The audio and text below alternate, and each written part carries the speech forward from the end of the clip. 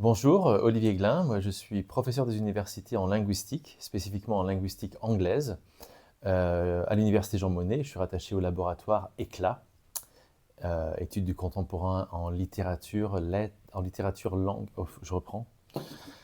Et je suis rattaché à l'université Jean Monnet et au laboratoire ECLA, études du contemporain en littérature, langue et art.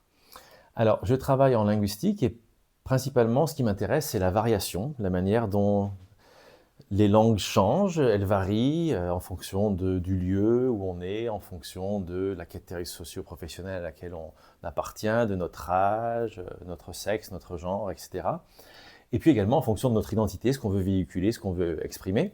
Et puis je m'intéresse à la manière dont les langues changent au cours du temps. Alors principalement en anglais, mais aussi j'ai travaillé pas mal sur les Français de la région, et principalement le français régional stéphanois, autrement appelé Gaga, dans la région.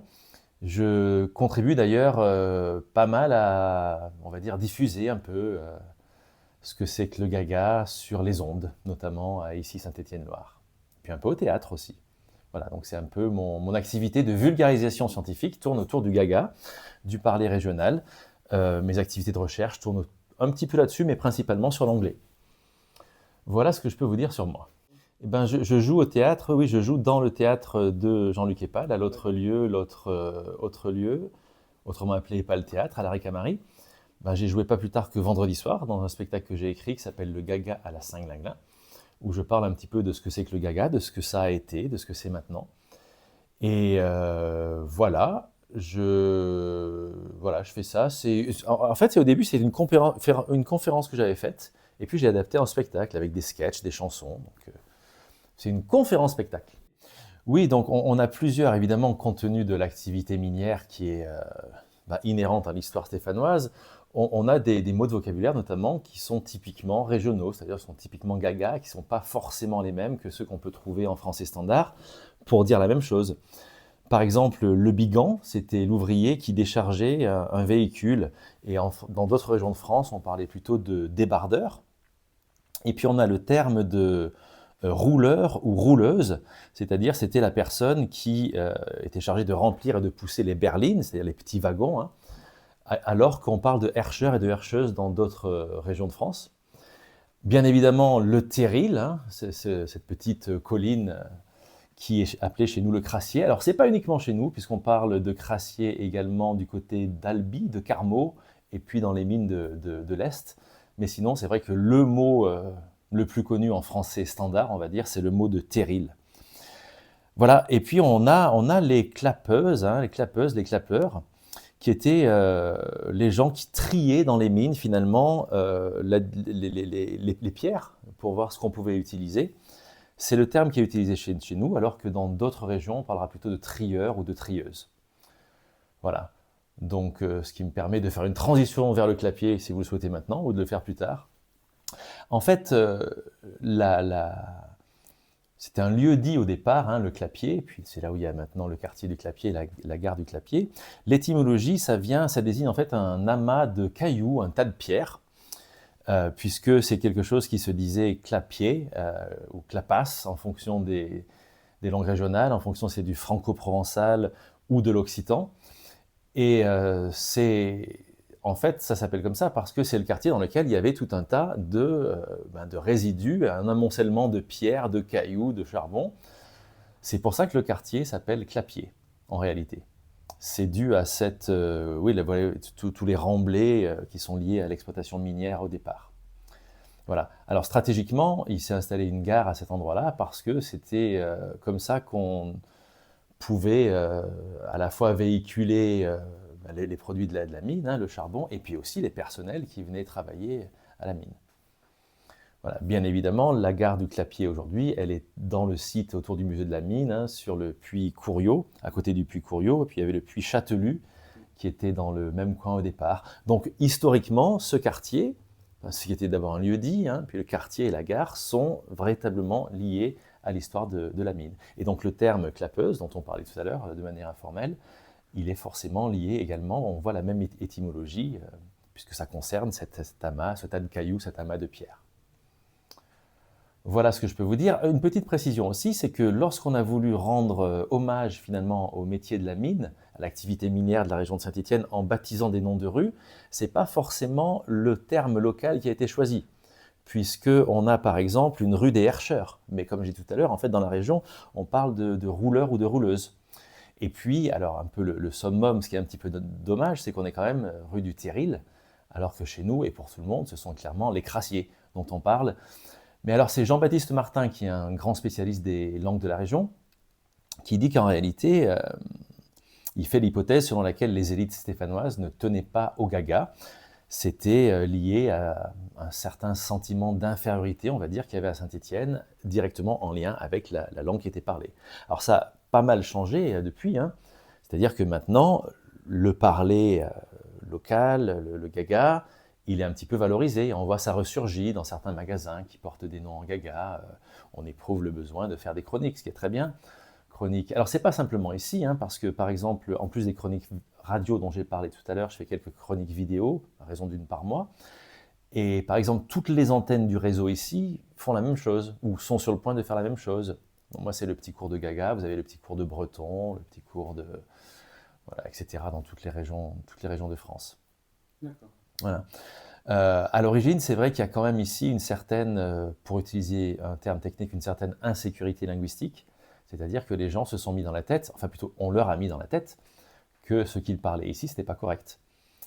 Ça ne méritait pas d'exister, hein, puisqu'on entendait dire pas mal de témoignages de gens un petit peu plus âgés qui vous disent oui, moi, on m'a clairement puni à l'école lorsque j'utilisais un mot gaga. On m'a dit c'est pas du français. Aujourd'hui, c'est du français régional, le gaga. Hein. Voire pire, on m'a dit ça n'existe pas. Alors, pardonnez-moi, s'il n'existe pas, comment j'ai fait pour l'utiliser le mot s'il n'existe pas? Enfin, voilà. Ce sont des idéologies qui ont été véhiculées, qui ont été reprises et qui ont créé ce sentiment d'insécurité linguistique qui a été un temps d'ailleurs véhiculé aussi par les autorités, pas simplement scolaires, mais les autorités, les élites stéphanoises de façon générale. Hein.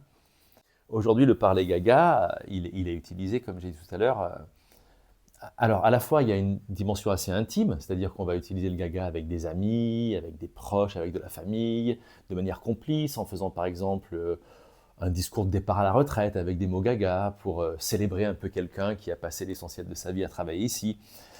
On va faire ça dans un cadre amical, mais il y a au niveau public, hein, le gaga revient un petit peu dans l'espace public. Il y a des magasins. Je ne vais pas en citer ici parce que ça fait de la pub pour certains magasins par rapport à d'autres, je pense, hein, mais le mot matru est beaucoup utilisé dans des magasins, dans des bistrots, des boulangeries, des fast-food qui utilisent des termes locaux maintenant. Où il y a des sites internet non marchands, marchands. Hein, et la plus-value, ça peut être le gaga. Hein. Par exemple, moi, on m'avait offert à un Noël des petits chocolats. Et sur chaque petit chocolat qui était emballé, il y avait une phrase, une expression en gaga. Et ça, c'était vraiment la plus-value, c'est-à-dire le chocolat était bon. C'est pas ça le problème, mais les gens l'achetaient parce qu'il y avait ça par-dessus. Donc il peut y avoir une utilisation commerciale qui revient. Il y a quand même pas mal d'utilisations identitaires aussi, et puis il y a des utilisations artistiques. Il y a eu par exemple Charles-Ax Braillat qui a dans certains de ses romans utilisé un certain nombre de régionalismes pour donner une couleur particulière, pour ancrer finalement le récit dans la région. Alors, c'est écrit en français standard, mais au milieu, vous avez des termes de gaga voilà, qui viennent vous ancrer. Et puis, c'est vrai que lorsque on lit ça, on peut retrouver, ça évoque quelque chose en nous, pour les gens de la région. Simplement, ils se sentent plus, c'est peut-être plus vivant parce que le lexique qui est choisi contribue à faire vivre dans une région particulière le récit. Voilà, vous avez des représentations qui sont données, alors qui sont à la fois humoristiques, parce que c'est vrai que moi je suis souvent frappé par, j'ai fait pas mal de conférences aussi, par les sourires, voire les rires qui viennent naturellement lorsque je dis quelque chose, ou que je projette simplement quelque chose avec le vidéoprojecteur sur un écran, une phrase en gaga, un mot en gaga. Et en fait, ce ne sont pas des rires qui sont là pour se moquer, ce sont des rires complices. Ce sont des rires où la personne qui voit ça dit bah, « ça me rappelle ma grand-mère ou ma tante ou mon grand-père ou je ne sais qui ». Et il y a une forme de connivence qui s'installe. Et ouais, c'est un rire de complicité, c'est plutôt sympa quand même. Et en plus, c'est le décalage parce que les gens ont toujours entendu dire que justement, c'était pas, entre guillemets, correct, il fallait pas l'utiliser, que quand ils voient ça, par exemple, dans un cadre universitaire, en fait, ça crée une espèce de décalage qui crée une forme d'humour qui n'est pas forcément volontaire au départ, mais qui se retrouve et qui peut générer des rires, des choses comme ça.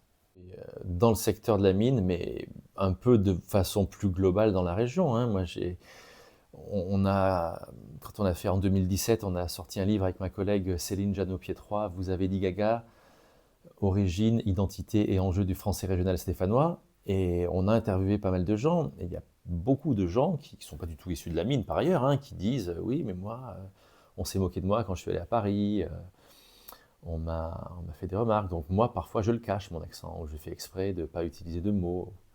C'est assez fréquent hein, chez des gens qui ont 60 ans et plus, on va dire. Après, ça s'est un peu estompé. Et puis, il y a une espèce de... Mais moi-même, par exemple, j'ai enseigné le français aux États-Unis, dans le Mississippi, dans le sud. Lors du premier semestre, j'étais le seul, on va dire, français du campus. Et au deuxième semestre, sont arrivés un certain nombre d'étudiants d'une école de commerce de Paris. Je les ai contactés, j'ai dit, mais venez en classe, que mes étudiants voient d'autres Français, ça me paraît super intéressant. Ils sont venus en classe, ils ont répondu à quelques questions, c'est surtout moi qui ai fait le cours, et à la fin, il y a un d'entre eux qui vient me voir et qui me fait, mais tu leur apprends le français avec cet accent-là? Je dis, ben ouais, qu'est-ce qu'il a? Il me dit, ben, ah non, mais ça va pas du tout. Alors, moi, j'avais 21 ans, je n'étais pas armé du tout pour répondre, je n'avais pas l'outillage théorique, je dirais aujourd'hui, pour répondre à ça. Outre le fait que je n'ai pas l'impression d'avoir un accent régionalement très très marqué, mais clairement, je n'ai pas un accent parisien. Alors, je n'ai pas non plus trop un accent stéphanois, sauf quand je suis avec mes amis de lycée, on s'emballe, j'ai des intonations qui remontent, des trucs comme ça. Sinon, je ne l'ai pas forcément. Par contre, je dis des choses un petit peu atypiques parfois, et pour ce Parisien, par rapport à... Mais ce n'est pas forcément de sa faute, c'est-à-dire qu'il a intégré ce discours un peu centré sur une seule norme, une seule et unique. Pour lui, ce n'était pas possible, ça n'était pas du français. C'est comme, alors, je vais donner l'exemple forcément d'Aimé Jacquet, hein, le premier sélectionneur de l'équipe de France à avoir remporté la Coupe du Monde, qui avait un accent du Forêt bien marqué, hein, étant de Saille-sous-Couzan. Il a été victime on appellerait ça aujourd'hui glottophobie, alors le terme n'existait pas à l'époque, c'est-à-dire de discrimination linguistique, discrimination à l'accent. C'est-à-dire que dans les élites parisiennes, ou les milieux, pas forcément parisiens d'ailleurs, mais sur de la région, c'était pas possible que quelqu'un qui représente l'équipe nationale parle avec un accent comme ça. Ils sont beaucoup moqués de lui, ils sont moqués de sa famille. Apparemment, il a beaucoup souffert de ça quand même, hein, puisque au soir de la victoire, le 12 juillet 1998, il y a un journaliste de l'équipe qui vient dire « Eh mais est-ce que vous nous pardonnerez ?» Et lui il dit « Jamais, je pardonnerai jamais », avec cet accent-là. Et ma foi, on peut comprendre qu'il puisse ne pas pardonner, puisque c'est sa famille et ses proches qui ont été qui ont souffert de ça aussi. En fait, les compétences de quelqu'un, ça n'a rien à voir avec son accent. La preuve. La preuve ou la preuve, comme vous voulez.